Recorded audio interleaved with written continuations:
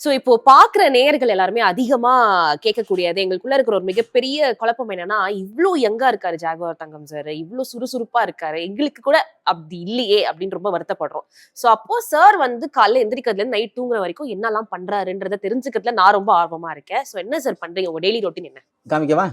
காமிக்க போறீங்களா? ம். சூப்பர். I am ready. தம்பி அதை எடுத்துட்டு வாங்க. கார்த்திக் வாங்க. என்ன போட்டிருக்கேன்? சித்தர் கூழ் பொடி. ஓகே. இதுல வந்து ஒரு 80 வகையான மூலிகைகள் எனக்காக நானே தயார் பண்ணது. ஒரு மாதிரி வித்தியாசமா இருக்கே சார். ஆமா, இதுல நிறைய வேர்கள் தான். ஓகே. வேர் தான் நிறைய இருக்கும். ம்.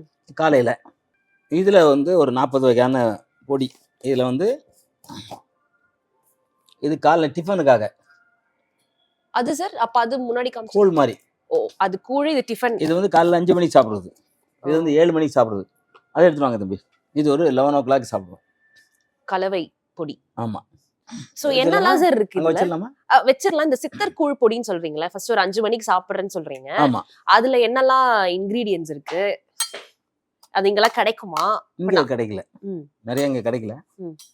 நான் வந்து கன்னியாகுமரி, கேரளா, இது மாதிரி நிறைய மலைங்கள்லாம் கிடைக்குது. ஓகே. இங்க வந்து சொல்லி அதுக்குன்னு ஆள் வச்சிருக்கேன். நான் 20 வருஷமா சாப்பிட்டுட்டு இருக்கேன். இதையா? அப்ப இட்லி, தோசை, பொங்கல், பூரி அதெல்லாம் காலைல சாப்பிடுவேன். என்னைக்கே ஒரு வாட்டி பழைய கஞ்சிக்கு சாப்பிடுவோம்.